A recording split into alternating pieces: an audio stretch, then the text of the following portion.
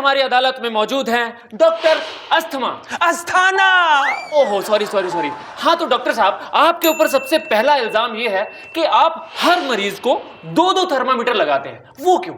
एक थर्मामीटर मैं उसके मुंह में लगाता हूं, इससे पता चलता है उसकी बॉडी कितनी गर्म है, और दूसरा थर्मामीटर उसके जेब में लगाता हूं, इससे पता चलता है उसकी जेब कितनी गर्म है। हाँ, आपके ऊपर यह भी इल्जाम है कि एक मरीज आपसे खांसी की बीमारी का इलाज करवाने आया था, लेकिन उसको हार्ट अटैक हो गया। वकील साहब, उसे बीमारी तो खांसी की थी, पर मैंने उसे 150 टेस्ट लिख दिए, और first floor, second floor, third floor जाते जाते सारे पेपर कलेक्ट करते करते उसे हार्ट अटैक हो गया। तो मैं क्या करूं? ओके, देखिए आपके ऊपर यह भी इल्जाम है कि आप यह दावा करते हैं कि बड़े से बड़ा मरीज आपसे इलाज करवाने के बाद कुछ ही दिनों में अपने पैरों पे चलने लगता है। हाँ बिल्कुल, एक मरीज तो अपने पैरों पे चलने भी लगा। वो कैसे? मेरे इलाज का बिल चुकाते चुकाते उसकी कार और बाइक सब बिक गई। अब बेचारा अपने पैरों पे आता है, अपने पैरों पे जाता है, मैं क्या करूं? देखिए doctor asthma, Asthana. Okay okay okay, आपके ऊपर यह भी इल्जाम है कि एक लेडी आपसे इलाज करवाने आई थी, लेकिन उसने नर्स को अंदर बुला लिया। क्या उसको आप पे भरोसा नहीं था? ऐसी बात नहीं है, उसको अपने हस्बैंड पे भरोसा नहीं था, जो कि बाहर नर्स के साथ बैठा था। आज हमारी अदालत में मौजूद हैं फिर से एक नेताजी। नमस्कार। देखिए नेताजी, आपके ऊपर सबसे पहला इल्जाम यह है कि आपने अपना चुनाव चिन्ह गधा बदल दिया है। वो क्यों?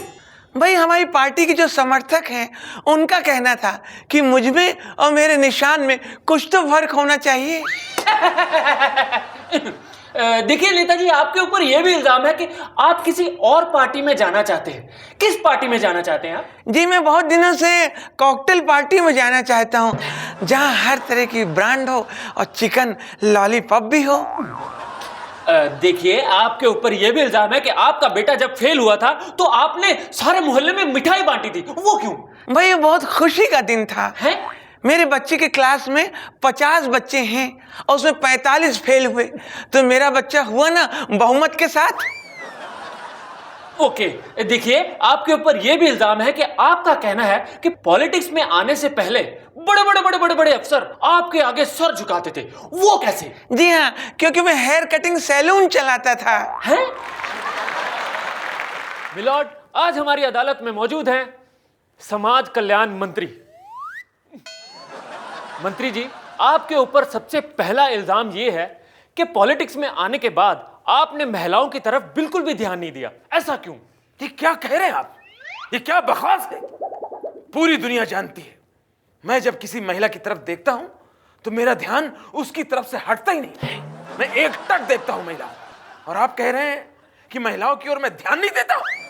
देखिए, आपके ऊपर यह भी इल्जाम है कि आपने जनता से यह वादा किया था कि कोई भी शिकायत हो वो उसको लेकर आपके घर आ सकते हैं, लेकिन जब जनता शिकायत लेकर आपके घर आती है तो आप है कि सुनते ही नहीं। मैंने जनता से वादा किया था कि आपको कोई शिकायत हो मेरे पास बेधड़क लेके आइए, लेकिन मैंने ये कहीं नहीं कहा था कि मैं उन शिकायतों को सुनूंगा भी। देश की जनता ने आपके ऊपर यह आरोप लगाया है कि पिछले 25 सालों में जितने भी मंत्री आए हैं आप उनमें सबसे ज्यादा कमजोर हैं। इसके लिए आप क्या कर रहे हैं? मैं मानता हूं कि बहुत कमजोरी बढ़ गई है, इसके लिए हम बहुत कुछ कर रहे हैं। मैं जूस पी रहा हूं, फल खा रहा हूं, विटामिन की गोलियां तो लेके घूमता हूं। अगर फिर भी कमजोरी नहीं गई तो मैं जिम ज्वाइन करूंगा, लेकिन मैं पूरे देश के सामने वादा करता हूं कि मैं अपनी कमजोरी मिटा के रहूंगा। मिलॉर्ड, आज हमारी अदालत में मौजूद हैं ऑटो रिक्शा के एक ड्राइवर। नमस्ते। ठीक है, तुमने यूनिफॉर्म नहीं डाली है? डाली है। वे नहीं डाली है? डाली है। कहाँ डाली है? धोने के लिए। देखो, तुम्हारे ऊपर सबसे पहला इल्जाम यह है कि तुम रेड लाइट मतलब लाल बत्ती पर नहीं रुकते हो। ऐसा क्यों? रेड का क्या मतलब होता है? खतरा। तो खतरे पे क्यों रुके?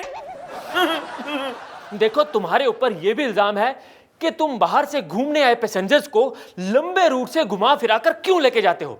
साहब, इसका जवाब आपके सवाल में ही है। वो कैसे? अभी आप ही ने कहा ना कि बाहर से घूमने आते हैं तो उन्हें हम खूब घुमाते हैं, घुमा घुमा के फिर मंजिल पे ले जाते हैं।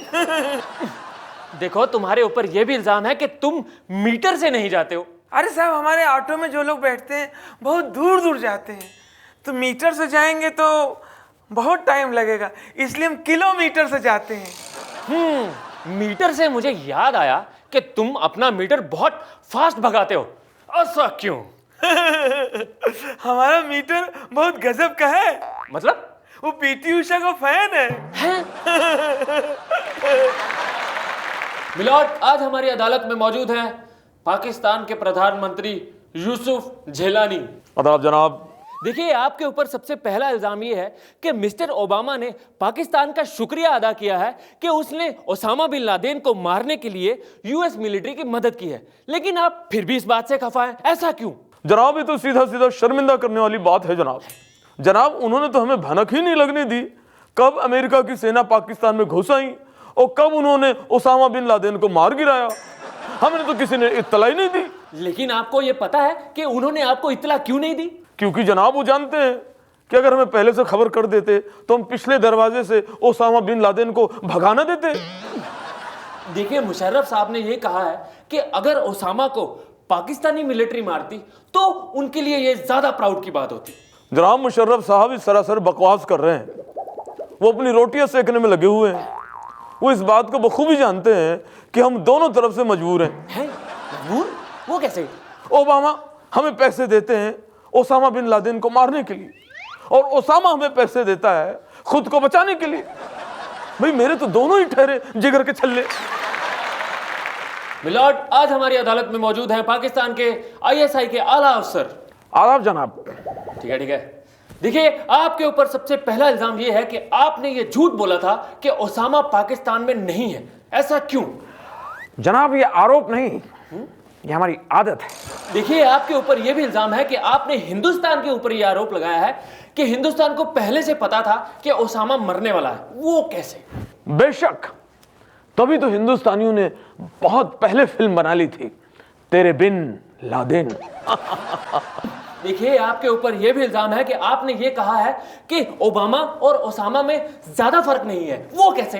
बिल्कुल फर्क नहीं है, सिर्फ बी और एस का फर्क है।